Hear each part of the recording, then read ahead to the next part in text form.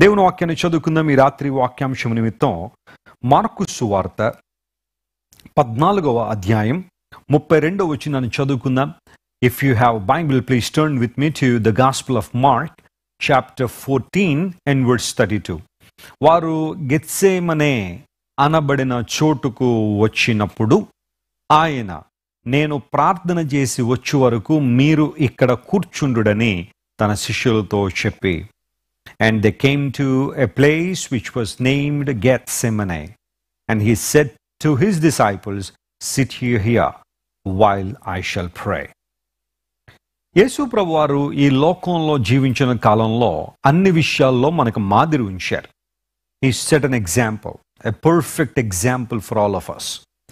ప్రభువుని ఎలా వెంబడించాలి, ప్రభువులో ఎలా స్థిరపడాలి, ఆధ్యాత్మికంగా మనం ఎలాంటి దీవెనలు పొందుకోవాలి, ఎలాంటి అడుగుజాడల్లో నడవాలి అనేది యేసు ప్రభు అన్ని విషయాల్లో మనకు మాదిరి ఉంచారు. పేతురు భక్తుడు అదే అంటాడు కదా, క్రీస్తు ప్రభు మనకు అన్ని విషయాల్లో మాదిరి ఉంచిపోయాను అని.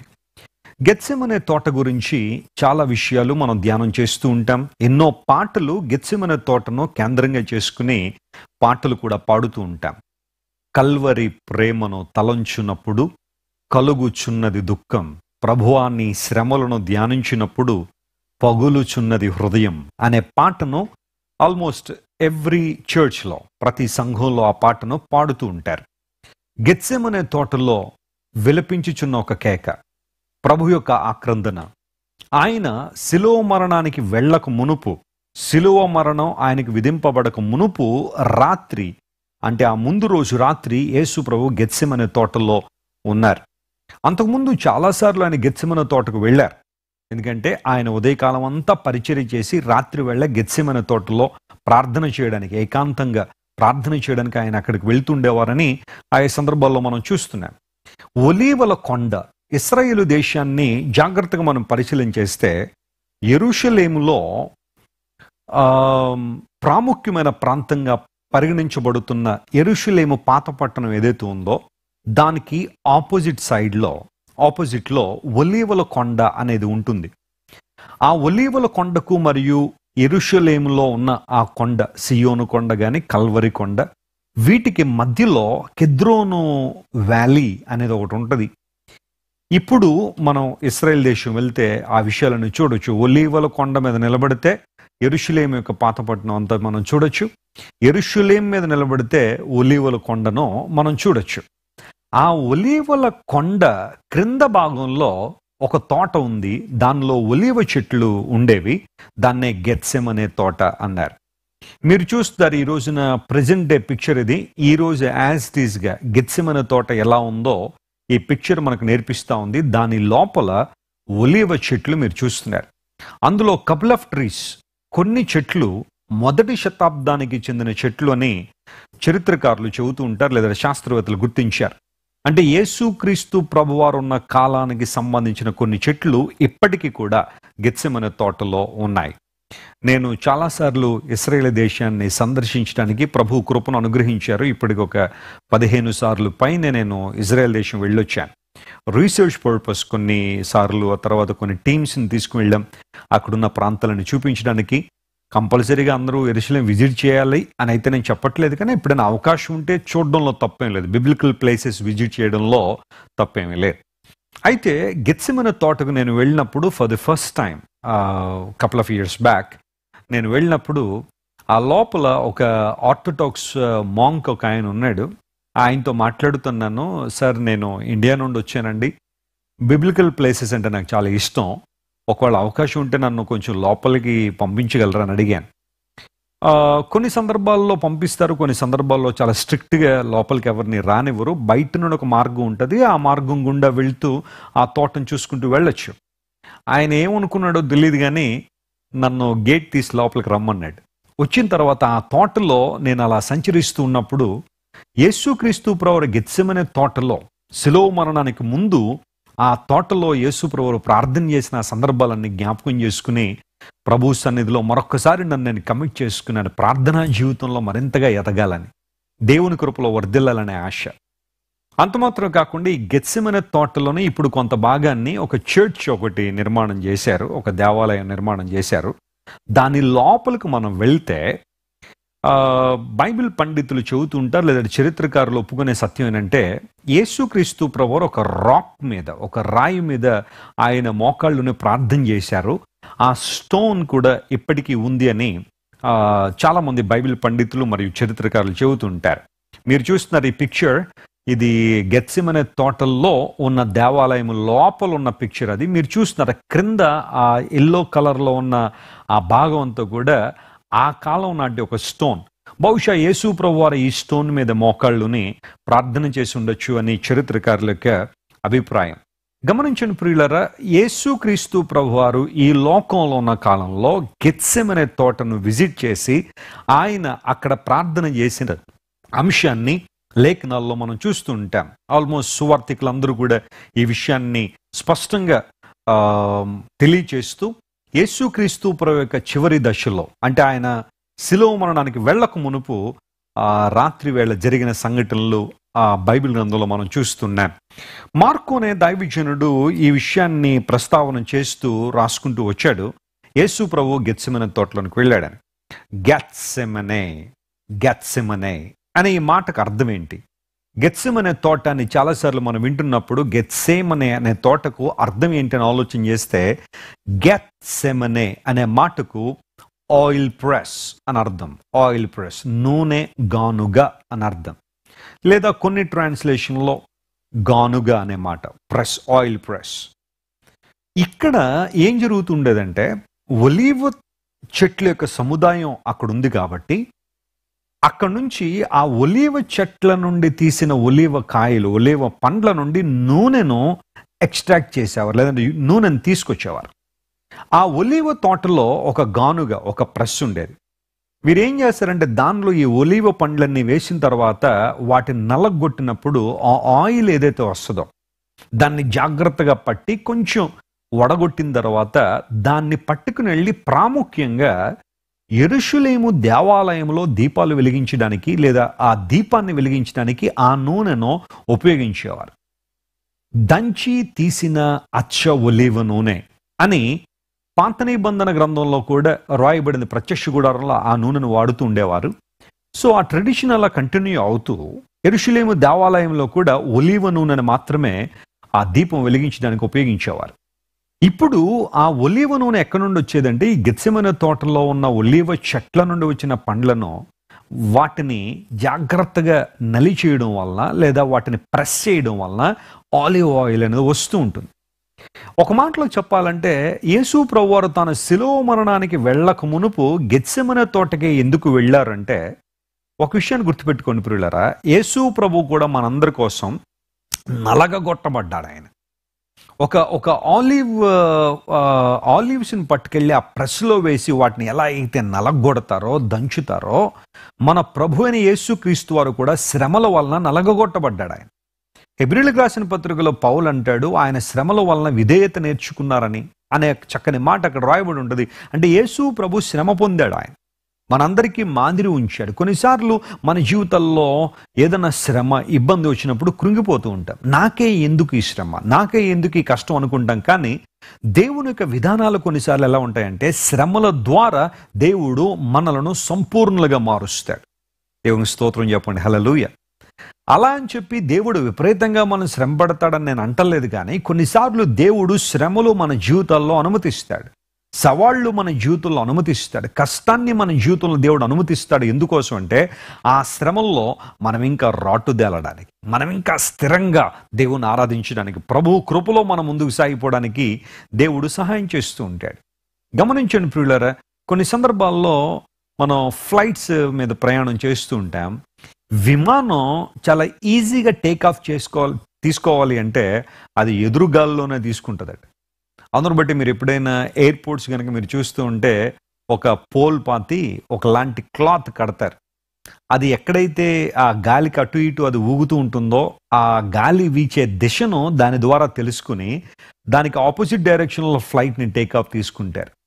ఒక కైట్ ఎగరాలి అంటే, ఒక గాలిపటం గాల్లో ఎగరాలంటే ఎదురు గాల్లోనే గాలిపటం ఎగరవేస్తాం. కొన్నిసార్లు మనకు వచ్చే కష్టాలు, ఇబ్బందులు మనల్ని ఇంకా దేవునికి దగ్గరగా తీసుకొస్తాయి, కానీ మనల్ని బ్రేక్ చేయడానికి అయితే రావు.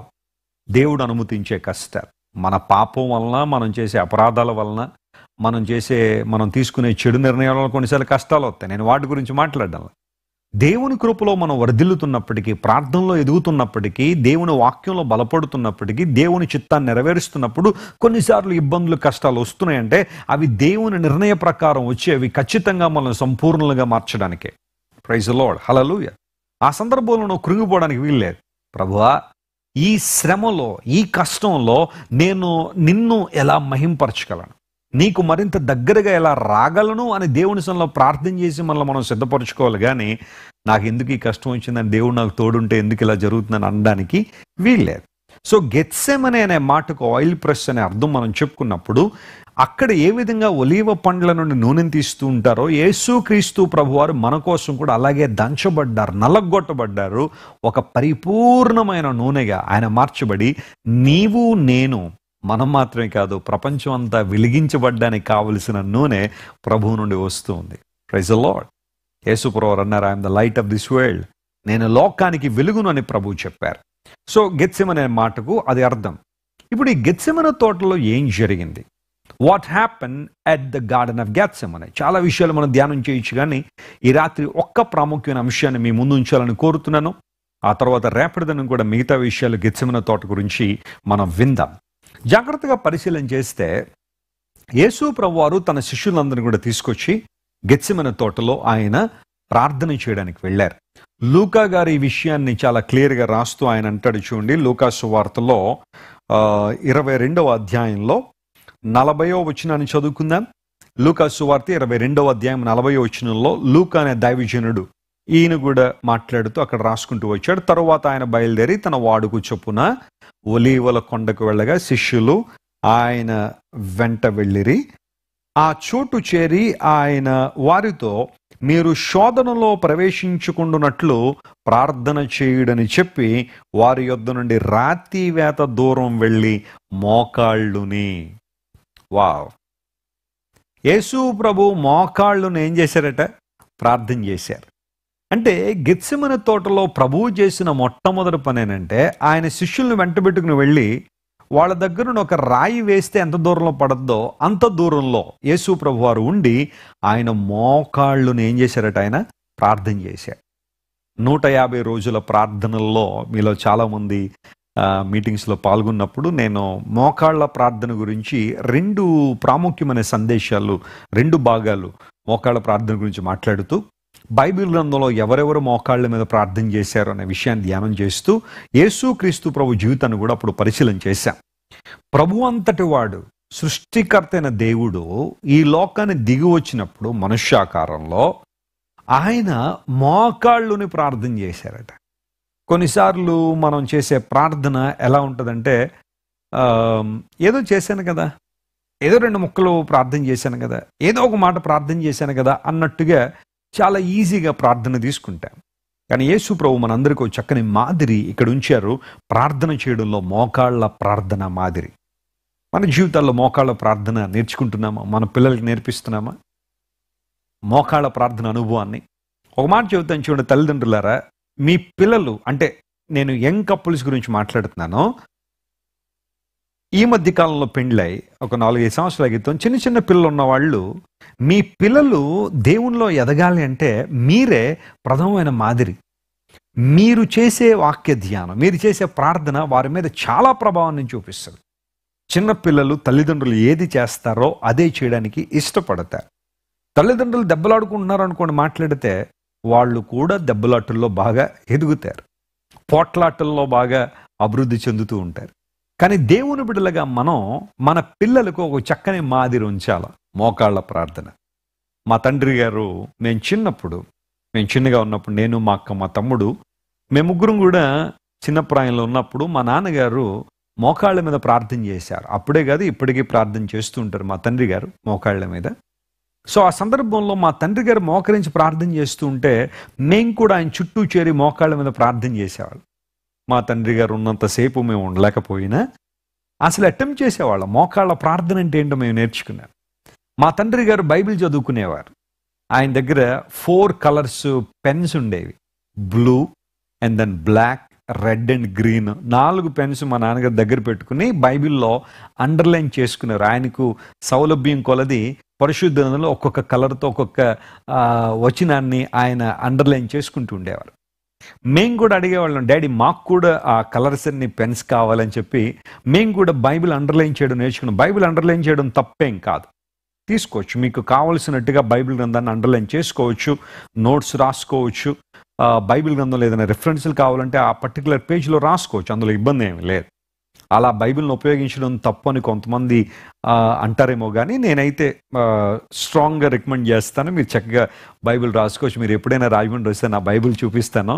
నేను కూడా బైబిల్ని అండర్లైన్ చేసుకుంటాను, చాలా విషయాలు అక్కడ రాసుకుంటాను, దానికి సంబంధించిన విషయాలు ఏవైతే ఉన్నాయో. ఆ తర్వాత మా నాన్నగారు అలా దేవుని కృపలో వర్ధిల్లుతూ మేము చూసి మా తండ్రి గారి నుండి చాలా విషయాలు నేర్చుకున్నాం. మా తల్లి గారు కూడా మోకాళ్ళ ప్రార్థన చేస్తున్నాడు, మేము కూడా ఆమె చుట్టూ చేరి ప్రార్థన చేసేవాళ్ళం. ఈ రోజున దేవుని కృపలో మేము వర్ధిల్లుతున్నామంటే, ప్రభు చేతుల్లో ఆశీర్వాదకరంగా మేము వాడబడగలుగుతున్నామంటే, చిన్నప్పుడు మా జీవితాల్లో మాకు పడిన పునాది చాలా గొప్పది. ఎస్ మై డియర్ ఫ్రెండ్స్, మీ పిల్లలు దేవుని కృపలో వర్ధిల్లాలని మీరు ఆశపడితే నేర్పించండి మోకాళ్ళ ప్రార్థన. యవనస్తులు చాలామంది ఈ రోజున ఈ మీటింగ్లో పాల్గొని దేవుని వాక్యం వింటూ ఉంటే నేను చెబుతున్నాను, మీరు మోకరించి ప్రార్థన చేయడం నేర్చుకోండి. అద్భుతాలు మీరు చూస్తారు, ఆశ్చర్యకార్యాలు మీ జీవితంలో జరుగుతాయి. ఒకవేళ ఎప్పుడైనా అవకాశం లేనప్పుడు, ఫర్ ఎగ్జాంపుల్ ప్రయాణాల్లోనో లేకపోతే ఏదైనా హాస్పిటల్ బెడ్ మీద ఉంటే మోకాళ్ళ ప్రార్థన చేయలేకపోతే మీరేం బాధపడకండి. అలాంటి సందర్భాల్లో పర్లేదు, కానీ అవకాశాలు ఉన్నప్పుడు, ఆరోగ్యం ఉన్నప్పుడు, అన్నీ సమకూడుతున్నప్పుడైనా నువ్వు మోకాళ్ళ ప్రార్థన చేయలేకపోతే రేపొద్దున అలాంటి పరిస్థితుల్లో నువ్వు ఎలాగూ చేయలేవు. అందును బట్టి మోకాళ్ళ ప్రార్థన నేర్చుకోండి. దేవుని సన్నిధిలో కాసేపు, రోజు కొంతసేపు అయినా మోకరించి ప్రార్థన చేయండి. ఒకసారి ఒక పాస్టర్ గారు ఒక డాక్టర్ గారి దగ్గరికి వెళ్ళారు. ఆయన యంగ్ పాస్టరే, మరీ ముసలోడేం కాదు, నడి వయస్సులో మధ్య వయస్సులో ఉన్న పాస్టర్ గారు ఒక డాక్టర్ గారి దగ్గరికి వెళ్ళారు. వీళ్ళు అన్నాడట, డాక్టర్ గారు నాకు మోకాళ్ళు కొంచెం చాలా నొప్పులు వస్తున్నాయండి, చాలా నొప్పి వస్తూ ఉంది మోకాళ్ళు అంటే, డాక్టర్ గారు అన్ని పరిశీలన చేసి అన్నారట, సార్ మీకు ఒక చిట్కా చెప్తానండి మోకాళ్ళలో నొప్పులు తగ్గాలంటే. ఏంటనేదంటే మీరు మోకరించి ప్రార్థన చేయండి అన్నాడు. సేవకుడు చాలా సిగ్గుపడిపోయాడు. ఆయన వాస్తవానికి దైవజనుడు చెప్పాలి అందరికీ మోకాళ్ళు ప్రార్థన చేయమని, డాక్టర్ గారు చెప్పారట, సార్ మీరు మోకరించి ప్రార్థన చేస్తున్నారండి, ఒకళ్ళు చేయకపోతే చేయండి సార్, మోకాళ్ళ నొప్పులు తగ్గుతాయంటే ఆయన అప్పటి నుంచి ఒక 4-5 రోజులు మోకాళ్ళ నుండి ప్రార్థన చేసి మొత్తం నొప్పులన్నీ పోయినాయట. గమనించిన ప్రియులారా, కొన్నిసార్లు పరిస్థితి ఎలా ఉంటుందంటే మనం లోకానికి చెప్పాల్సింది పోయి లోకమే మనకు చెప్పే ఆ దుస్థితిలో కొన్నిసార్లు వస్తూ ఉంటాను. నేను తీవ్రమైన మోకాళ్ళు నొప్పులు ఉన్న వాళ్ళ గురించి నేను మాట్లాడడంలా, దయచేసి నన్ను తప్పుగా అర్థం చేసుకోకండి. అయితే కొన్నిసార్లు మనకు మోకాళ్ళు వంగనందువల్లనే రకరకాల నొప్పులు, బాధలు, ఇబ్బందులు వస్తాయేమో ఆలోచించేయండి ఒకసారి. యవనస్తుల గురించి నేను మాట్లాడుతున్నా. Bend your knees. చాలాసార్లు మనం వింటున్నాం కదా, మన మోకాళ్ళు నల్లబడితే మన ముఖాలు తెల్లబడతాయి. స్తోత్రం చెప్పండి, hallelujah. Jesus set an example. మనందరికీ ఒక చక్కని మాదిరి ప్రభువుని యేసుక్రీస్తు వారు ఉంచారు. ఆయన మోకాళ్ళుని ప్రార్థన చేశారట. ఆ రాయి మీద కూర్చోవచ్చు, లేకపోతే ఆయన నిలబడి ప్రార్థన చేయొచ్చు, కానీ ఎందుకు ఆయన మోకరించి ప్రార్థన చేశారు అంటే మనందరికీ ఒక చక్కని మాదిరి ప్రభు ఉంచుతున్నాడు. దైవజనులు భక్తి సింగ్ గారి గురించి మీలో చాలా మందికి తెలుసు. మన దేశంలో, ప్రాముఖ్యంగా భారతదేశ చరిత్రలో అద్భుతమైన దైవజనుల్లో ఆయన కూడా ఒకరిని ఖచ్చితంగా మనం ఒప్పుకోవాలి. చాలామంది సేవకులు ఉన్నారు దేవుని చేతిలో బలంగా వాడబడిన వారు. అందులో భక్తి సింగ్ గారు, ఆయన చివరి దశ వరకు కూడా, ముసలిప్రాయంలో కూడా ఆయన మోకరించి ప్రార్థన చేశారు. నడవలేని పరిస్థితుల్లో కూడా ఆయన మెల్లగా నడిపించి తీసుకొస్తే ఆయన పుల్పిట్ ఎక్కే ముందు మోకరించి ప్రార్థన చేసి పైకి ఎక్కి దేవుని వాక్యం బోధిస్తుండేవారు. ఒక పవర్ఫుల్ ఇంపాక్ట్ ప్రపంచం మీద ఉంచగలిగారు అంటే మోకాళ్ళ ప్రార్థన. మన జీవితాల్లో కూడా అలాంటి ప్రార్థన అనుభవాన్ని మనం నేర్చుకున్నప్పుడు ఖచ్చితంగా దేవుని ఆశీర్వాదాలు మనం పొందుకుంటాం. ప్రభునందు దేవుని బిడ్డలారా, మా తండ్రి గారి జీవితంలో ఒక అనుభవాన్ని నేను చెప్పగలను. ఆయన రక్షణ పొందిన తర్వాత దేవుని సేవకు వచ్చిన తొలి దినాల్లో ఆయన పొలంలోకి వెళ్ళి ప్రార్థన చేసేవారు. ప్రతి సాయంకాలం మోకాళ్ళని ప్రార్థన చేసేవారు, కన్నీటితో ప్రార్థన చేస్తూ ఉంటే ఒకనొకసారి ఒక పొలంలో ప్రార్థన చేస్తున్నప్పుడు ఆ పొలాన్ని కాసేవాళ్ళు పూర్వ దినాల్లో లంబాడీస్ అనేవారు ఉండేవారు. ఇప్పుడు కూడా ఉన్నారనుకోండి. ఒక ప్రత్యేకమైన తెగ వాళ్ళు. ఆ లంబాడీ కుటుంబానికి చెందిన ఒక ఆమె చూస్తూ ఉంది, మా నాన్నగారు అక్కడ ఏడుస్తూ ప్రార్థన చేస్తుంటే, కన్నీటి ప్రార్థన మోకాళ్ళతో చేస్తుంటే ఆమె అనుకుంటుంది ఆయన ఎవరో ఇంట్లో బాగా తిట్టుంటారు, లేదంటే కొట్టుంటారు పాపం, అందుకనే దూరంగా వచ్చి ఏడుస్తున్నాడని భర్త వచ్చేదాకా కనిపెట్టి, భర్త వచ్చిన తర్వాత చెప్పింది, వెళ్ళి చూడు ఆ యవనస్తుడు ఎవరో పాపం ఇందాక నుండి ఏడుస్తున్నాడు మోకాళ్ళ మీద ఉంటే. అతను వచ్చాడు, చాలా గంభీరంగా ఉన్నాడు, చంద్రయ్య అతని పేరు. దగ్గరికి వచ్చి మా తండ్రి గారు ఏడ్చి ప్రార్థన చేస్తూ ఉంటే దగ్గరికి వచ్చి అడిగాడు, కొంచెం శబ్దం చేశాడు. మా నాన్నగారు ఏంటి శబ్దం అని చెప్పి చూసేసరికి ఇతను ఉన్నాడు. బాబు ఏంటి నువ్వు ఏడుస్తున్నావు, ఎవరేమన్నారు చెప్పు, ఏంటి నీ కష్టం ఏంటి చెప్పు అంటే, మా తండ్రి గారు కూర్చొని చెప్తానని చెప్పి నేను దేవుడితో మాట్లాడుతున్నాను. ఆ ఒక్క మాట అతనికి చాలా ఆశ్చర్యం అనిపించింది. దేవుడితో మాట్లాడుతున్నావా? దేవుడు నీ ప్రార్థన వింటాడా, లేదా నీ మాటలు వింటున్నాడా? నిజంగా దేవుడు మనతో మాట్లాడతాడా, మనం దేవునితో మాట్లాడచ్చని ఎంతో ఆసక్తితో అడిగితే వెంటనే మా తండ్రి గారు సువార్త చెప్పడం ప్రారంభించారు. ఎస్, దేవుడు మనతో మాట్లాడతారు, మనము కూడా దేవునితో మాట్లాడొచ్చు. మరి ఇక్కడ ఎవరు కనబట్టలేదు కదా, ఎవరు నీ కళ్ళ ముందు లేరు కదా, కనీసం ఒక బొమ్మ కూడా లేదు కదా నీ ముందు, నువ్వు ఎవరితో మాట్లాడుతున్నావు? ఎస్, దేవుడు ఆత్మస్వరూపి, ఆయన ప్రతి చోట ఉంటాడు. ప్రార్థనలో మనం గడిపినప్పుడు ఆయన మనతో ఉంటాడు. ఆయన మన భౌతిక నేత్రాలు కనబడకపోవచ్చు, కానీ ఆత్మలో మనం గుర్తించగలం ప్రభు నాతో ఉన్నాడని, మనతో ఉన్నాడని. ప్రార్థన అంటే ఏంటి, రక్షణ అంటే ఏంటి, మారుమనసు అంటే ఏంటి, అసలు దేవుడు ఎందుకు ఈ లోకానికి వచ్చారు, ఎందుకు దేవుడు మన కోసం శిలువ మీద మరణించారు, ఇలాంటి విషయాలన్నీ కూడా సమయం ఉంది కాబట్టి కొంత సువార్త చెప్పేసరికి అతను అన్నాడు, అయ్యా ఈ మాటలు చాలా శక్తివంతంగా ఉన్నాయి, వెరీ పవర్ఫుల్ వర్డ్స్, ఇంతవరకు నేను ఇలాంటి మాటలు ఎప్పుడు వినలేదు, ఒకసారి ఇంటికి వచ్చిన భార్యకి కూడా చెప్పండి, ఆమె కూడా వినాలి అంటే. మా నాన్నగారు అతనితో పాటు ఇంటికి వెళ్ళారు. వాళ్ళకున్న చిన్న గుడిసె, ఆ లోపలికి వెళ్ళినప్పుడు దేవుని వాక్యాన్ని వారికి బోధించినప్పుడు వారు ప్రభువు మీద అద్భుతమైన ఆసక్తిని కనుపరిచారు. ప్రభు మార్గం అంటే వారికి ఇష్టమైంది. అంతవరకు ఆ చంద్రయ్య విపరీతంగా త్రాగుతూ ఇష్టానుసారం బ్రతికేవాడు, కానీ ఆ రోజు దేవుని వాక్యం విన్న తర్వాత అతని జీవితం మార్చబడింది. మా నాన్నగారు ఆ ఇంటిలోనికి వెళ్ళినప్పుడు ఒక ఉయ్యాల్లో చంటి బిడ్డ ఉన్నాడు, వాళ్ళ అబ్బాయే.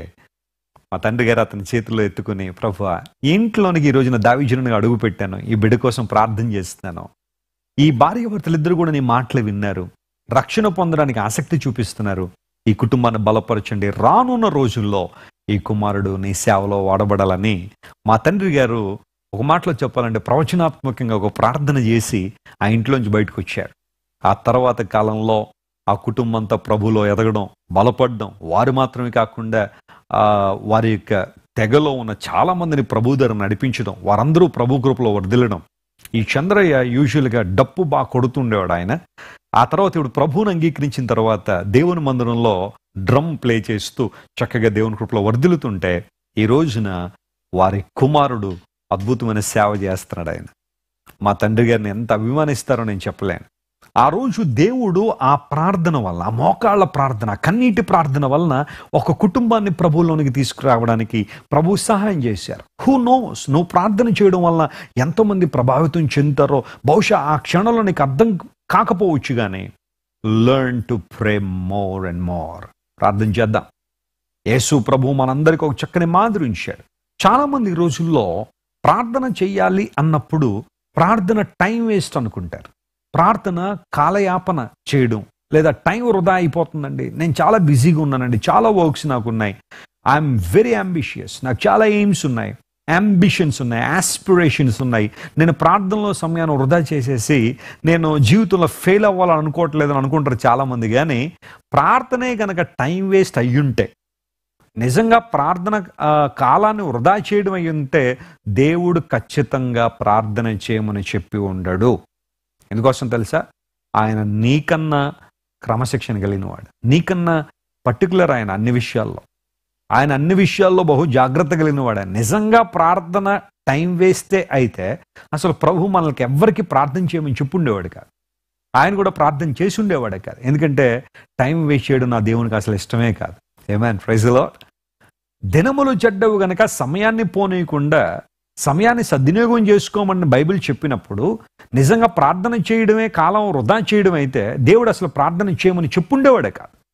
కానీ ప్రార్థన చేయమన్నాడు అంటే నువ్వు ఖచ్చితంగా ఆ సమయాన్ని గెయిన్ చేస్తున్నావు. Never think that you are losing time in prayer. You are gaining something when you pray. నువ్వు ప్రార్థన చేసేటప్పుడు ఇదే ఆలోచనతో మోకాళ్ళాయి. నువ్వు సమయాన్ని సద్వినియోగం చేసుకుంటున్నావు, దేవునితో మాట్లాడుతున్నావు. You are speaking unto the Lord, you are speaking to your God. నీ దేవునితో నువ్వు మాట్లాడుతున్నావు. కాబట్టి యేసు ప్రభువారు మనందరికీ మోకాళ్ళ ప్రార్థన అనుభవాన్ని గెత్సెమనే తోటలో నేర్పిస్తున్నారు. అంత మాత్రం కాకుండా ప్రార్థనలో ప్రభువు మనకు ఒక ప్యాటర్న్, లేదంటే మనం ఎందుకు ప్రార్థన చేయాలి, ఏ విషయాల కోసం ప్రార్థన చేయాలన్న అంశం మీద కూడా యేసు ప్రభు మనకు క్లారిటీ ఇచ్చారు. అదే గెత్సెమనే తోటలో యేసు ప్రభు చేసిన ప్రార్థన ఎలా ఉందో చూద్దాం. చూడండి, అదే లూకా సువార్త 22వ అధ్యాయం, ఈసారి 42వ వచనాన్ని చదువుతున్నాం. The Gospel of Luke chapter 22 and verse 42. తండ్రి, ఈ గిన్నె నా యొద్ద నుండి తొలగించుటకు నీ చిత్తమైతే తొలగించుము, అయినను నా ఇష్టము కాదు, నీ చిత్తమే సిద్ధించునుగాక అని ప్రార్థించెను. నీ చిత్తమే సిద్ధించునుగాక అని ప్రార్థించెను.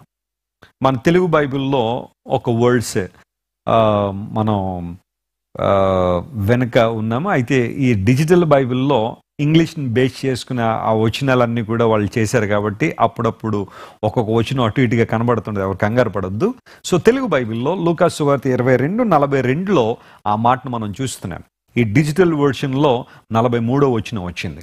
సరే, నీ చిత్తమైతే ఈ గిన్నె నా యొద్ద నుండి తొలగించుము, ఆయనను నా ఇష్టము కాదు, నీ చిత్తమే సిద్ధించునుగాక అని ప్రార్థించెను.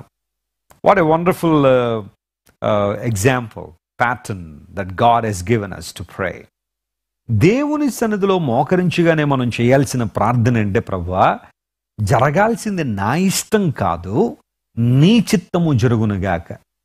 ఎప్పుడైతే ఇలాంటి సంసిద్ధత మనం వ్యక్తం చేస్తామో, ఇలాంటి ప్రార్థన మనం చేస్తామో, ఖచ్చితంగా దేవుని నుండి మనం జవాబులు పొందుకుంటాం. గత ఆదివారం కూడా మీరు దేవుని వాక్యాన్ని వినుంటే, 2వ ఆరాధనలో దేవుని వాక్యాన్ని నేను ప్రకటిస్తూ, ఆయన చిత్తానుసారంగా మనం ఏది అడిగిననో ఆయన మన మనవి ఆలకిస్తాడు. ఇది ప్రతి దేవుని బిడ్డకున్న ధైర్యం. యోహాను భక్తుడు తన పత్రికలో ఆ మాట రాసుకుంటూ వచ్చాడు.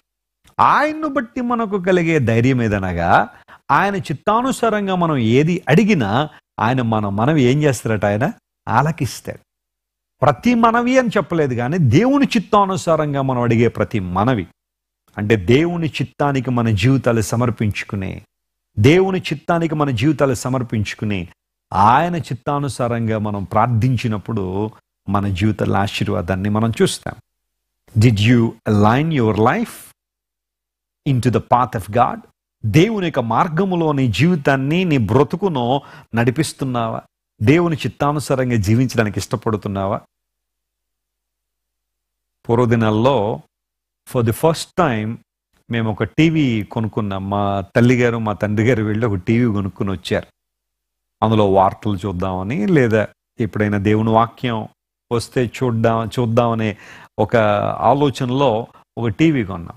పూర్వదినాల్లో మీకు గుర్తుంటే ఆదివారం రోజు ద బైబిల్ అని ఒక ధారావాహిక వచ్చేది. చాలా అమేజింగ్గా తీశారు, కానీ కారణాలు బట్టి అది టెలికాస్ట్ చేయడం ఆపేశారు. కొంతమందికి ఈ విషయం తెలుసు. ద బైబిల్ అని అబ్రహాము చరిత్ర అంతా కూడా చాలా చాలా అద్భుతంగా చిత్రీకరించి అది ప్రతి ఆదివారం మార్నింగ్ 9 o'clock ఎప్పుడో ఇస్తుండేవారు. సో మేము గొడవ పెట్టేవాళ్ళం, అందరూ చూస్తున్నారట మేము చూడలేకపోతున్నాం అన్నప్పుడు మా తల్లిదండ్రులు ఒక చిన్న టీవీ AT&T అనే ఒక టీవీ అప్పుడు ఉండేది. అప్పుడు ఎక్కువగా BPL, డైనోరా, వీడియోకాన్ ఈ టీవీలు ఉండేవి. AT&T అనే ఒక టీవీ కూడా చిన్న బాక్స్ అనమాట, ఇంతే ఉండేది టీవీ. అది కొన్నారు.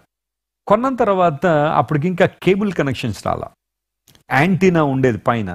దాన్ని జాగ్రత్తగా అడ్జస్ట్ చేసుకుంటే వచ్చే ఆ ఒక్క ఛానల్ అయినా సరే, అది కూడా దూరదర్శన్ అలాంటి ఛానల్ ఏమన్నా వస్తూ ఉండే ఆ కాలంలో, మేము అప్పుడప్పుడు టీవీ ఆన్ చేస్తే నల్ల చుక్కలు తెల్ల చుక్కలు తప్ప ఏమి వచ్చేవి కాదు. ఏంటి పరిస్థితి అంటే, యాంటీనా ఒకవేళ డైరెక్షన్ మారిపోయిందని చెప్పి నేనేం చేసాను, అప్పుడు మా పెంకిటిల్లు, ఆ పెంకిటిల్ పైకి ఎక్కి యాంటీనాను జాగ్రత్తగా అలైన్ చేసామండి. ఆ టీవీ స్టేషన్ ఎట్టయితే ఉందో దాని వైపుగా దాన్ని తిప్పుతా ఉన్నప్పుడు మా తమ్ముడు క్రింద నుండి చూస్తుండేవాడు. నేను అలా జాగ్రత్తగా దాన్ని తిప్పి అడుగుతున్నాను, వచ్చిందా అంటే ఇంకా రాలేదన్నా, కొంచెం జాగ్రత్తగా ఇంకొంచెం జాగ్రత్తగా అలైన్ చేయాలన్నప్పుడు అలా కొంచెం తిప్పేసరికి వచ్చింది అనగానే అప్పుడు మెల్లగా పైకప్పు నుండి దిగి కిందకు వచ్చేవాడిని. ఆ టీవీ స్టేషన్కి మన యాంటీనా అలైన్ చేసినప్పుడు ఆ క్రింద టీవీ సక్రమంగా పనిచేసేది. చాలాసార్లు మన జీవితాల్లో దేవుని వైపుగా మన స్థితులను లేదా మన జీవితాన్ని పెట్టకుండా ఆశీర్వాదాలు రావట్లేదేంటండి, దీవెనలు రావట్లేదండి, ప్రార్థన చేస్తున్నాను కానీ నాకేం జరగట్లేదండి, ప్రార్థిస్తున్నాను కానీ నాకేమి సంభవించట్లేదండి అన్నట్టుగా కొంతమంది అడుగుతూ ఉంటారు. కానీ అసలు చేయాల్సిన పని ఏంటంటే అక్కడ యాంటీనా జాగ్రత్తగా టీవీ స్టేషన్ వైపు నువ్వు తిప్పగలిగావా?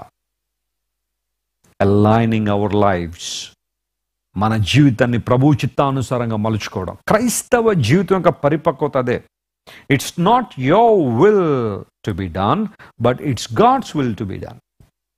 మన ఇష్టం మన చిత్తం కోసం ప్రాకులాడడం కాదు. ఈ రోజున ప్రపంచం అంతా ఎలా ఉంది అంటే ఎవరిష్టం వాళ్ళు నెరవేర్చుకోవడానికి ఇష్టపడుతున్నారు. ఆ ఇష్టం గనక జరగకపోతే, వాళ్ళకు అనుకున్నట్టు గనక జరగకపోతే ఎంత దారుణాలకైనా, ఎంత భయంకరమైన విషయాలు చేయడానికైనా యవనస్తులు ఈ రోజుల్లో భయంకరమైన ఆలోచనలతో నింపబడి తమ ఇష్టం జరగాలని ఆలోచన. తెలంగాణలో ఒక యవనస్తుడు ఒక అమ్మాయిని ప్రేమించాడు. ప్రేమించగానే మరి ఆ అమ్మాయి ఎందుకు ఒప్పుకుంటుంది? ఇష్టం కాలేదు ఆ అమ్మాయికి, నో అంది. పగపించుకున్నాడు, వెంటబడ్డాడు. నువ్వు నన్ను ప్రేమించాల్సిందే అన్నాడు.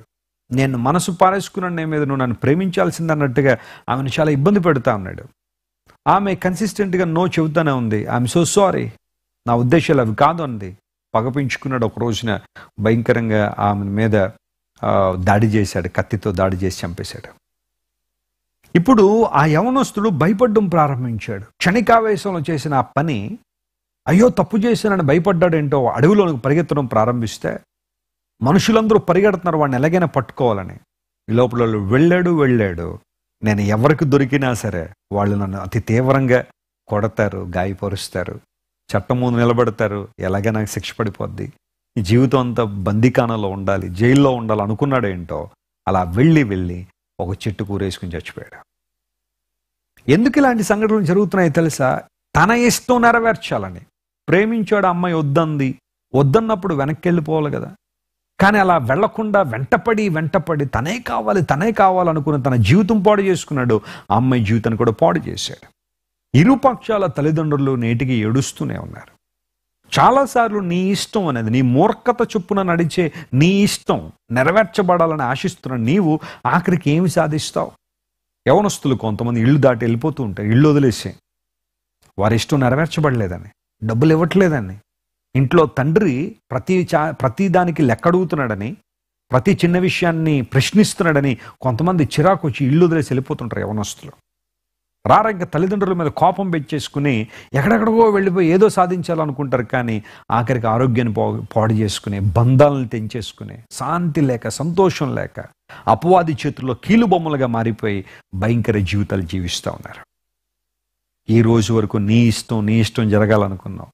ప్రభు అయిన యేసు క్రీస్తు వారు ఆయన చేసిన ప్రార్థన ఏంటో తెలుసా? తండ్రి, నీ చిత్తం నా జీవితంలో జరుగునుగాక, నీ చిత్తమే సిద్ధించునుగాక, జరగాల్సింది నా ఇష్టం కాదు ప్రభువా. గెత్సెమనే తోటలో జరిగిన శ్రేష్టమైన అనుభవాల్లో మనం నేర్చుకోవాల్సిన ప్రాముఖ్యమైన అంశం ఇదే. Let the will of God to be done. దేవుని చిత్తం మాత్రమే మన జీవితాల్లో జరుగునుగాకనే ప్రార్థనలో మనం ఎదగలిగితే గొప్ప కార్యాలు మన జీవితంలో చూస్తాం. నేను ఈ రాత్రి పాత నిబంధనలోంచి ఒక ఉదాహరణ, నూతన నిబంధనలోంచి ఒక ఉదాహరణ మీకు ఇవ్వాలని ఆశపడుతున్నాను. కొన్ని సందర్భాల్లో దేవుని చిత్తాన్ని చేయడం మనకు కష్టంగానే అనిపించచ్చు, కానీ అక్కడే పరిపూర్ణమైన విధేయత మనం చూపించగలిగితే, కంప్లీట్ ఒబీడియన్స్ కనుక మనం కలిగి ఉండగలిగితే అసాధారణమైన అద్భుతాలు మనం చూస్తాం.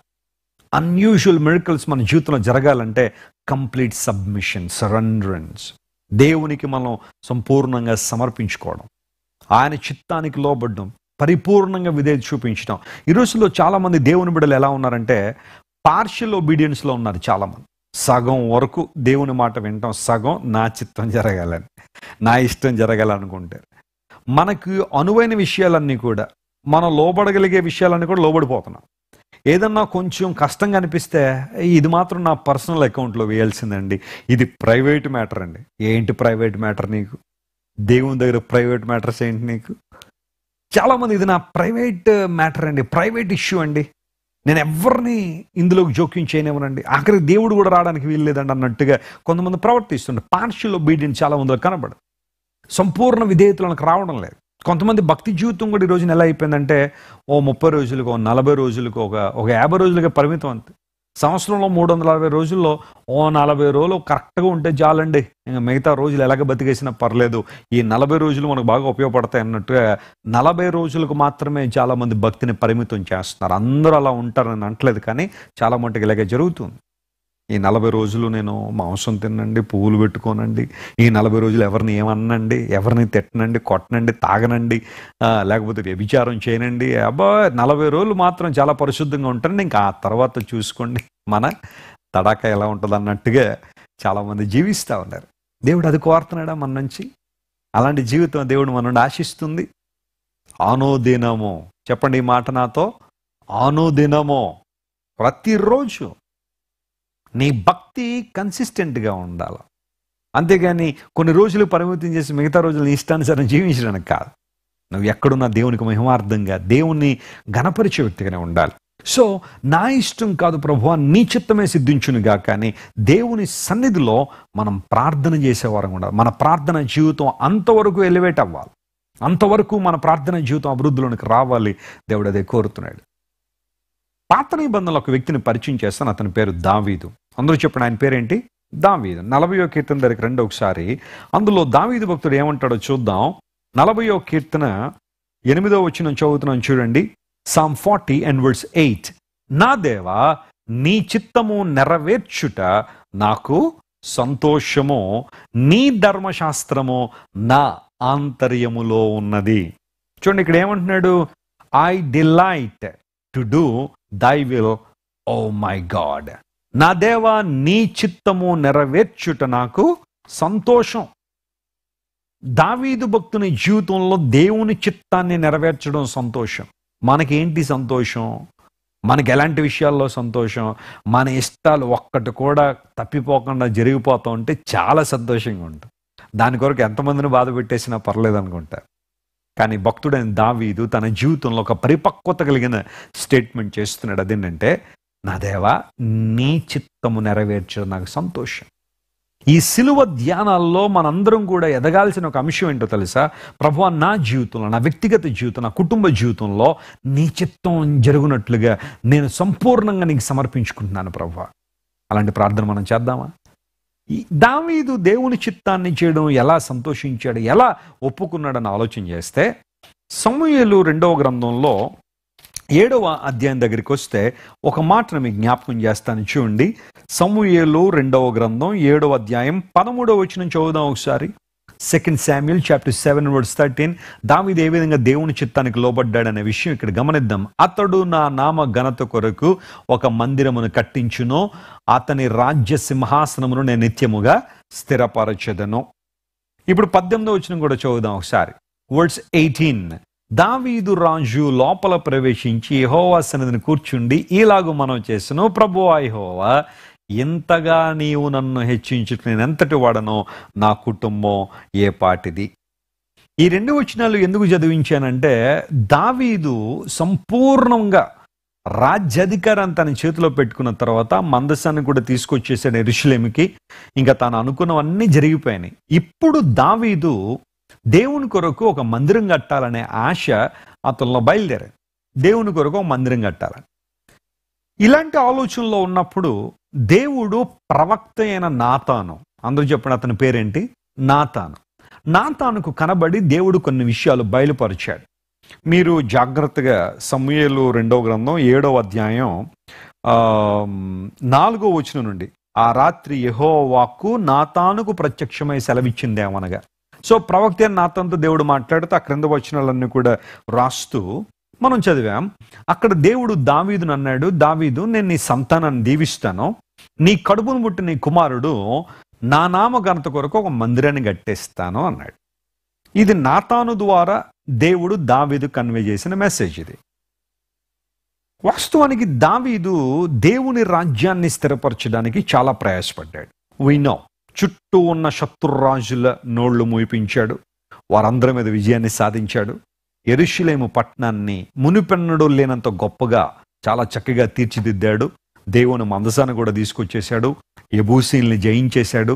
మందసాన్ని అక్కడ స్థిరపరిచిన తర్వాత ఇప్పుడు అతని చేతుల మీదుగానే మందిరం కట్టేయాలనే ఆలోచన దావీదుకుండి విస్తారంగా బంగారాన్ని, విస్తారంగా వెండిని, దేవదారు మ్రాణులన్నీ కూడా కూడబెట్టేసి సిద్ధంగా ఉన్నాడు. హి was about to build the temple of God, a habitation for God. దేవుని కొరకు ఒక నివాస స్థలాన్ని నిర్మించాలనే ఆశ చాలా ఎక్కువగా ఉంటే దేవుడు అన్నాడు, దావీదు నువ్వు చేయవు ఆ పని, నీ కొడుకు చేస్తాడు, నీ కుమారుడు చేస్తాడు. అతడు అనగా నీ గర్భమును పుట్టిన నీ కుమారుడు నా నామఘనత కొరకు మందిరం కడతాడన్నప్పుడు దావీదు ఆ తర్వాత 18వ వచనం నుండి 29వ వచనం వరకు మీరు ఈ మీటింగ్ అయిపోయిన తర్వాత చదవండి. 2 Samuel chapter 7, 18 నుంచి 29. What a beautiful prayer. అతడు చేసిన ఆ ప్రార్థనలో ఉన్న మెచ్యూరిటీ చాలా గొప్పది. తన కుటుంబం కొరకు, తన కొరకు తను ఇంతవరకు ఏ విధంగా నడిపించబడ్డాడు, దేవుడు ఏ విధంగా అతనికి సహాయం చేశాడో అవన్నీ జ్ఞాపకం చేసుకుంటూ దావీదు చేసిన ప్రార్థన అమోఘమైన ప్రార్థన. దానిలో సంపూర్ణంగా దేవుని చిత్తానికి లోబడి, ప్రభువా ఈ మాత్రం వరకు నేను వచ్చానంటే ఇది నీ కృప నాయన, ఎంతగా నన్ను హెచ్చించడానికి అసలు నే పాటి వాడినయ్యా, నా కుటుంబం ఏం పాటిది, అసలు కేవలం నీ కృప ద్వారా నన్ను హెచ్చించావు, బలపరిచావు అని సంపూర్ణంగా దేవుని సమర్పించుకున్నాడు. అదే దావీదు స్థానంలో మరెవరైనా ఉండుంటే ఏమనేవారో తెలుసా? కష్టపడింది నేనా, ప్రయాసపడింది నేనా, వెండి బంగారాలన్నీ పోగు చేసింది నేనా, ఇంతగా రాజ్యాన్ని నెమ్మదపరిచింది నేనా, ఇన్ని నేను చేస్తే దేవుని మందిరానికి సంబంధించిన క్రెడిట్ అంతా కూడా నా కుమారుడికి ఇస్తావా? అబ్బా కుదరనే కుదరదు, ఆ పేరు కూడా నాకు రావాల్సిందే అని బహుశా అనుకుంటారేమో. ఎందుకోసం తర్వాత కాలంలో అతని కుమారుడైన సొలొమోను కట్టిన దేవాలయానికి సొలొమోను దేవాలయం పేరు వచ్చింది, కానీ దావీదు దేవాలయం పేరు రాలా. తన కుమారుడైన సొలొమోనుకి అంత విశిష్టమైన పేరు వస్తుందని దావీదుకు తెలుసు. అయినప్పటికీ కూడా పట్టుబట్ల, ప్రభువా నా చేతుల మీద జరగాలి, నువ్వు ఏం చేస్తావు నాకు అనవసరం, నువ్వు నీ మనసును మార్చుకుంటావో నీ ఉద్దేశాలు మార్చుకుంటావు నాకే తెలియదు, కానీ ఇది మాత్రం నా చేతుల మీదుగా జరగాల్సిందే, ఆ పేరేదో ఆ క్రెడిట్ ఏదో నాకు దక్కాల్సిందే అన్నట్టుగా ఈ రోజుల్లో ఉన్న వ్యక్తులైతే దేవునితో గొడవ వేసుకుంటారేమో. కానీ దావీదు, lord let your will be done, అది దావీదుకి ఇష్టమైన పనే. దేవుని ఆలయం తన చేతుల మీదుగా కట్టబడాలనే ఆశ తనకున్నప్పటికీ కూడా దేవుని చిత్తానికి తలొగ్గాడు. దేవుడు అన్నాడు, I have appointed that work for your son. ఆ సిచ్యువేషన్లో దావీదు సంపూర్ణంగా దేవునికి లోబడ్డాడు, దేవుని చిత్తాన్ని నెరవేర్చాడు. మై డియర్ ఫ్రెండ్స్, కొన్నిసార్లు దేవుడు ఒక పనిని మరొకరి ద్వారా జరిగిస్తాను అన్నప్పుడు కొన్నిసార్లు నేనేమైపోయాను, నా ద్వారా జరిగించవా అన్నట్టుగా కోపగించుకుంటాం, ఇబ్బంది పడుతూ ఉంటాం, ప్రయాసపడుతూ ఉంటాం. కానీ దేవుని చిత్తానికి లోబడే మనసు మనలో ఉందా? అది మనకు కష్టమైనా కావచ్చు, ఒకవేళ కొన్నిసార్లు పెయిన్ఫుల్గా అనిపించవచ్చు, కానీ దేవా నీ చిత్తం జరుగునుగా, ఎందుకంటే నీ చిత్తం శాశ్వత కాలం నిలిచేదే. నా ఆలోచనలు వేరుగా ఉండొచ్చు, నా ఆశలు వేరుగా ఉండొచ్చు, నా ఉద్దేశాలు వేరుగా ఉండొచ్చు, కానీ జరగాల్సింది నీ చిత్తం ప్రభువా, ఎంతవరకు నన్ను హెచ్చించావు, కృతజ్ఞతలని దేవునికి కృతజ్ఞతాస్తుతులు చెల్లించడం ప్రారంభించాడు. అంటే మనం దేవుని పనులు చేయకూడదని కానీ దేవుడు మనల్ని ప్రక్కన పెట్టేస్తాడని నేను చెప్పట్లేదు, కానీ కొన్ని సందర్భాల్లో దేవుడు ఏదైనా ఒక పనిని నో అని దేవుడు అంటే దాన్ని మనం ఒబే చేయగలుగుతున్నామా, దానికి లోబడగలుగుతున్నామా, లేదా ఈ విషయంలో నా ఇష్టం నెరవేరాల్సిందే, నేను అనుకున్నది జరగాల్సిందే, అది నీకు ఇష్టం కాకపోయినా పర్లేదు, నేను మాత్రం ముందుకెళ్ళిపోతానని కొంతమంది దేవుని చిత్తానికి వ్యతిరేకంగా ముందుకెళ్తా ఉంటారు. దావీదు, దేవా నీ చిత్తము నెరవేర్చడం నాకు సంతోషమని ఒక చక్కని మాటను తెలియచేయడం వలన దేవునికి ఇష్టడుగా, హృదయానుసరణ మనుషుడిగా దావీదు నిలబడ్డాడు. ఆల్రైట్, సో మరొక సంఘటన మీకు నూతన నిబంధనను పరిచయం చేస్తాను. మార్కు సువార్త 5వ అధ్యాయం దగ్గరికి రండి. Let's come to the gospel of mark chapter 5. Mark సువార్త 5వ అధ్యాయంలో మనకు ఒక సంఘటన కనబడుతుంది. చూడండి, 5వ అధ్యాయం 18వ వచనం చదువుతున్నాను. Gospel of mark chapter 5 and verse 18. ఆయన ధోని ఎక్కినప్పుడు దయ్యములు పట్టినవాడు ఆయన యొద్ద తన్నుండనిమ్మని ఆయనను బతిమాలు కొనెను గాని ఆయన వానికి సెలవీయక, నీవు నీ ఇంటి వారి యొద్దకు వెళ్ళి ప్రభువుని యందు కనికరపడి నీకు చేసిన కార్యములన్నింటినీ వారికి తెలియచెప్పుమనెను. ఇప్పుడు యేసు ప్రభు ఇలా చెప్పగానే 20వ వచనం చూడండి. What a wonderful words it is.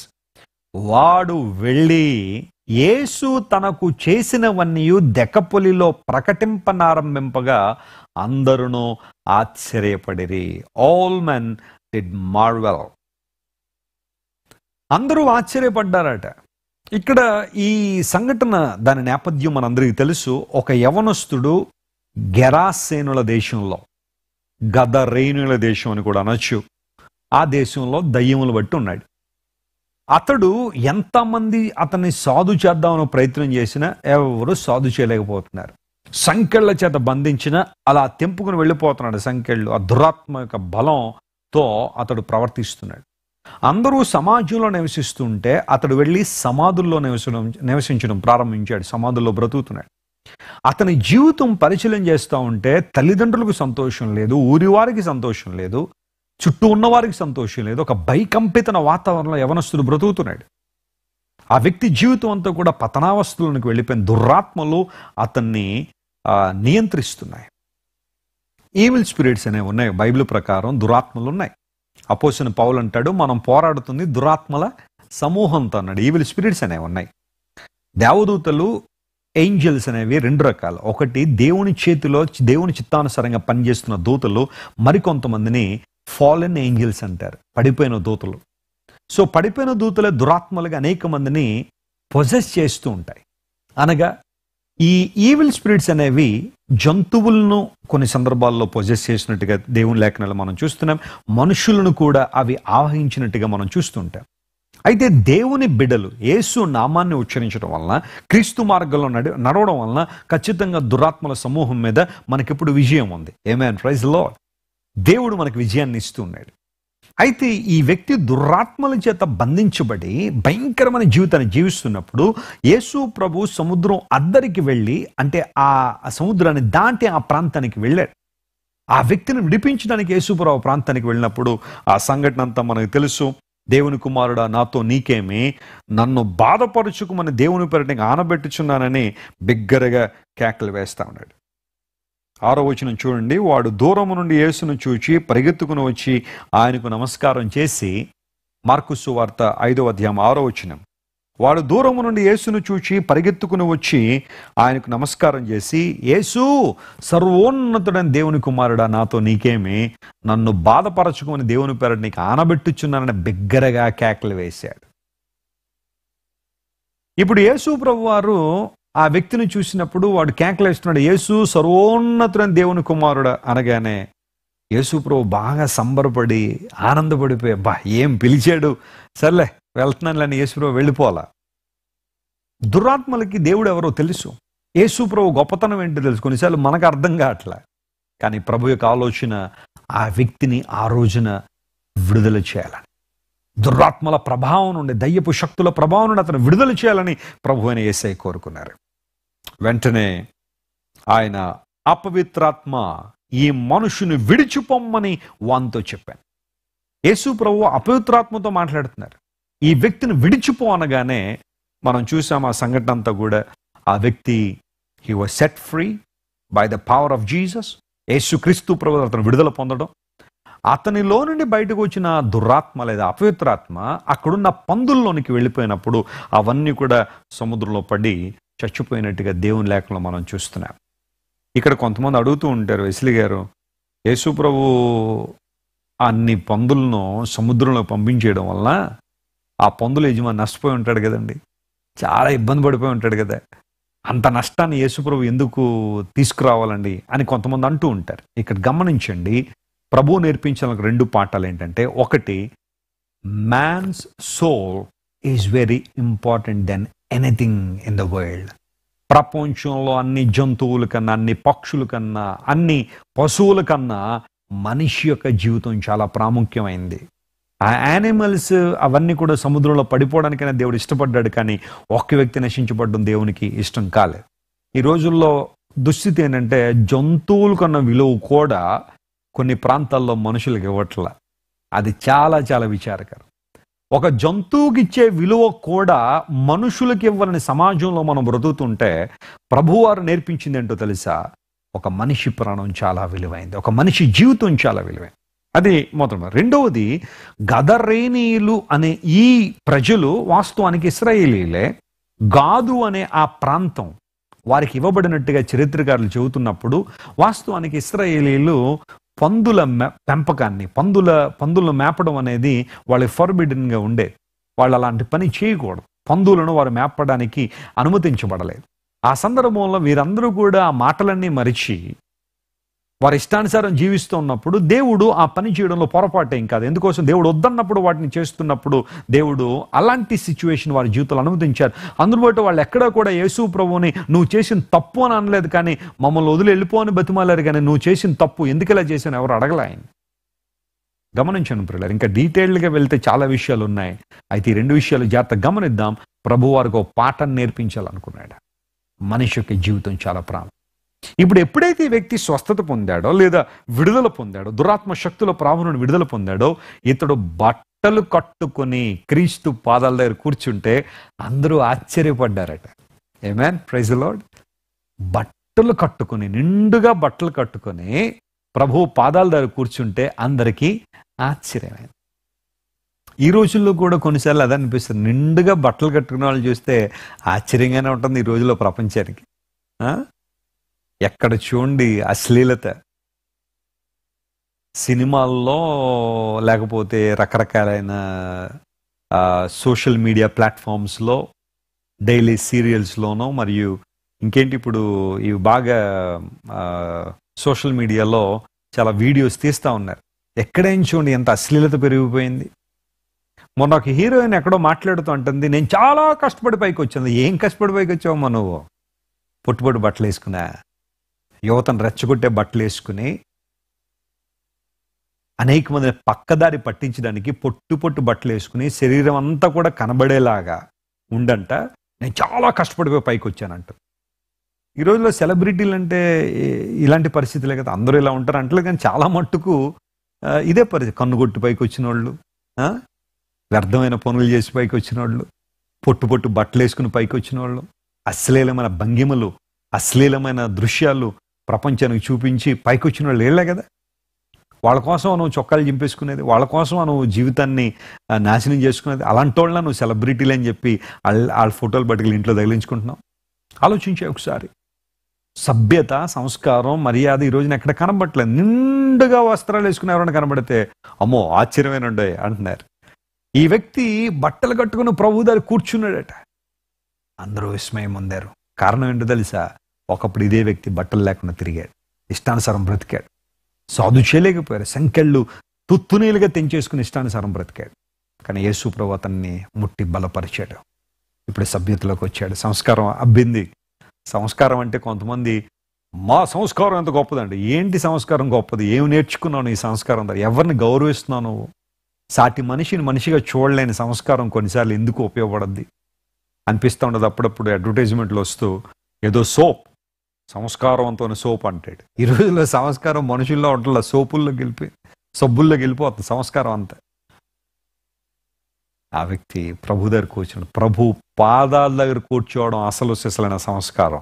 స్తోత్రం చెప్పండి, హల్లెలూయా. దేవునికి దగ్గరగా ఉండడం అది సంస్కారం. అంతేగాని అది ఇది చెప్పి సంస్కారవంతులు అనొద్దు నువ్వు. హృదయం అంతా ద్వేషమును పైకి సంస్కారం అంటావా? హృదయం అంతా వాళ్ళు తక్కువ, వీళ్ళు ఎక్కువ, వీళ్ళు తక్కువ, వాళ్ళు తక్కువ, వాళ్ళు మూతికి ముంత కట్టండి, వెనకాల తాటెక్కి కట్టండి అని చెప్పి సంస్కారం అంటావా? ఆలోచించే ఒకసారి. నిజమైన సంస్కారం ఏంటో తెలుసా? యేసయ్య పాదాల దగ్గర కూర్చోవడం, నిజ దేవుని పాదాల దగ్గర కూర్చుని నేర్చుకోవడం, ఆయన ప్రేమలో వర్ధిల్లడం. ఇప్పుడు ఎప్పుడైతే ఈ వ్యక్తి స్వస్థత పొందాడో అడుగుతున్నాడు, ప్రభువా నేను నీతో వచ్చేస్తున్నాయా, Lord let me come with you. నువ్వు ఎక్కడికి వెళ్తే అక్కడ, నీకు ఆల్రెడీ 12 మంది ఉన్నారు కదా శిష్యులు, ఇంకొకటి అనుకో, నీతో పాటు నేను తిరిగేస్తాను, నీతో పాటు వచ్చేస్తాను, ఇక నేను ఇక్కడ ఉండను, వద్దు నాకు అన్నట్టుగా ప్రభు వెనకాల వద్దాం అనుకున్నాడు. It's nothing wrong in following Jesus. ప్రభుతో వెళ్ళాలి అనుకోవడం తప్పేం కాదు. మంచి కోరికే. కానీ ఆ పర్టికులర్ టైంలో అతని పక్షాన దేవునికున్న చిత్తం ఏంటో తెలుసా? నీవు నా వెంబడి వద్దు కానీ అయితే దానికన్నా ప్రాముఖ్యమైన విషయం ఏంటో తెలుసా? నువ్వు ఎక్కడైతే ఓడిపోయినట్టు కనబడ్డావో, నువ్వు ఎక్కడైతే దురాత్మల చేత పీడించబడ్డావో, ఎక్కడైతే మనుషులు వీడెప్పుడు బాగుపడ్డావు, వీడి వల్ల ఏది కాదని ఎంతమంది అయితే నేను ముద్ర వేశారో అలాంటి చోట్ల నువ్వు నా సాక్షిగా నిలబడాలి. స్తోత్రం చెప్పండి. హల్లెలూయా. You shall become a witness for my kingdom. అందును బట్టి నువ్వు వెళ్ళో, నీ కుటుంబ సభ్యుల దగ్గరికి వెళ్ళి, నీ ఊరి వారి దగ్గరికి వెళ్ళు, ప్రభువు నీ మీద కనికరపడి చేసిన విషయాలని చెప్పు. That is my will for you today. ఈ రోజు ఈ క్షణంలో నీ పట్ల నాకున్న చిత్తం అదే అనగానే, ప్రభువా నువ్వు ఎంత కఠినడు నాయన, నీ వెంబడి వస్తానంటే వద్దంటావా ప్రభువా, నన్ను అలాగే వెనక్కిళ్ళు అంటావా అని ఆ వ్యక్తి ఏడవల. అందును బట్టి ఆ మాట చూపించాను. అతడు వెళ్ళి యేసు తనకు చెప్పినట్లుగా. స్తోత్రం చెప్పండి. Hallelujah. That is very important for Christian life. కొన్నిసార్లు ప్రభు చిత్తాన్ని మనం గమనించడానికి కొంచెం కష్టం అనిపించవచ్చు, కానీ దేవుని చిత్తానికి లోబడుతున్నావా? నువ్వు వెళ్ళి ప్రభు నీతో చేసిన ఆ గొప్ప కార్యాలు, ప్రభు నీ మీద కనికరపడిన విషయాన్ని అందరికీ తెలియచేయి, సాక్షిగా నాకుండు అని ప్రభు చెప్పగానే అతడు వెళ్ళి తన కుటుంబంలో మాత్రమే కాదు, తన ఊరిలో కాదు, మొత్తం ఎంటైర్ డెకాపోలిస్లో, డెకాపోలి అనగా 10 పట్టణాలు, వాటన్నిటిలో కూడా ప్రభువుని గురించిన సాక్ష్యాన్ని, ఆయన గురించిన గొప్పతనాన్ని వివరించడం ప్రారంభించినప్పుడు అందరూ ఏమయ్యారట? విస్మయం పొందారు. ఒకప్పుడు అందరూ కూడా అతని జీవితాన్ని బట్టి విసుక్కున్నారు, కానీ ఇప్పుడు అందరూ విస్మయం పొందుతున్నారు. కారణం ఏంటో తెలుసా? దేవుడు అతని జీవితాన్ని నిలబెట్టాడు. దేవుని చిత్తం నెరవేర్చడంలో గొప్ప ఆనందం ఉంది. మా తండ్రి గారు టెలికమ్యూనికేషన్లో జాబ్ చేస్తున్న కాలంలో, ప్రభు నా కుమారుడు అని నా సేవ చేయాలి, నీకున్న జాబ్ వదిలేసే, నేను నిన్ను పోషిస్తాను, విశ్వాసంతో వచ్చేసాయి అని ప్రభు పిలిస్తే, మా తండ్రి గారు ఆ రోజుల్లో జాబ్ వదిలేసుకోవడం అనేది it was a very very tough challenge for him. ఎందుకోసం అంటే ఇద్దరు తల్లిదండ్రులు అప్పటికి చాలా చాలా చాలా కష్టపడి మా తండ్రి గారిని, వారి కుటుంబాన్ని వారు పోషిస్తూ ఉన్నారు. ఆ తర్వాత 4 చెల్లెళ్ళు, 2 తమ్ముళ్ళు, చాలా పెద్ద కుటుంబం. మా తండ్రి గారి యొక్క జీతమే అందరికీ ఆసరా. ఆ టైంలో ఆయన తీసుకొచ్చే జీతమే కుటుంబాన్ని ముందుకు తీసుకెళ్లే పరిస్థితి ఉంది. అప్పటికి ఇంకా మా నాన్నగారి చెల్లెళ్ళు, తమ్ముళ్ళు చదువుకుంటున్న వయసు. మా తండ్రి గారికి జాబ్ వచ్చింది, ఎర్లీ టైంలోనే జాబ్ వచ్చింది. మా నాన్నగారికి SSLC అయిపోగానే మా తండ్రి గారికి జాబ్ వచ్చింది ఆ టైంలో. అందును బట్టి మా తండ్రి గారి జీతం మీద ఎంతమంది ఆధారపడుతూ కుటుంబం అంతా ఉన్నప్పుడు, దేవుడు ఆ జీతాన్ని వదులుకోమన్నప్పుడు, లేదా ఆ ఉద్యోగం వదులుకోమన్నప్పుడు అది ఎంత కష్టం ఒక్కసారి ఆలోచించేయండి. ఒక రోజున ప్రార్థన చేసుకుంటూ, ప్రభువా నా బాధను అర్థం చేసుకునే దేవుడు కదా నాయన, నాకు వచ్చే జీవితంలో 2 దశంభాగాలు ఇస్తాను ఆయన, నీ పరిచర్యకి నన్ను వదిలేసే ప్రభువా. మా పూర్వీకులు ఎవ్వరికి ప్రభువే తెలియదు, సేవ అంటే ఏంటో తెలియదు, ఇప్పుడు నేను సేవ ఏం చేయగలను ఆయన, ఏ విధంగా నేను నీ సేవ చేయాలి? అందును బట్టి నేను జాబ్ చేసుకుని 2 దశంభాగాలు ఇచ్చి నీ సేవను ప్రోత్సహిస్తాను అంటే ప్రభు అన్నాడు, ఆ మాత్రం పరిస్థితులు నాకు అనుకూలం కాదా? ఆ మాత్రం డబ్బు నువ్వు ఇచ్చేయాలా? దేవుడు మనం ఇచ్చే కానుకలు వ్యతిరేకం అని చెప్పట్లేదు, కానీ ఆ పర్టికులర్ టైంలో దేవుడు మా తండ్రి గారిని సేవకు పిలుస్తున్నప్పుడు ఆయన ఇచ్చిన ప్రోత్సాహం అది. వెంటనే జాబ్ రిజైన్ చేసినప్పుడు చాలామంది మా తండ్రి గారిని, యు బికమ్ మ్యాడ్, నువ్వు పిచ్చోడు అయిపోయావు, ఒక సెక్యూర్డ్ జాబ్ నువ్వు వదిలేసుకుంటున్నావు, ఈరోజు జాబ్ కోసం ఎంతోమంది ప్రయాసపడుతుంటారు, రాట్ల నువ్వు వదిలేసుకుని వెళ్ళిపోతున్నావు, పిచ్చోడు అయిపోయావు అంటే, అవును దేవుడు నన్ను పిలిచాడు, ఆయన నన్ను పోషిస్తాను అన్నాడు, ఆయన నన్ను వదిలిపెట్టాడు, ఒకరోజు దేవుడు నన్ను నిలబెడతాడు.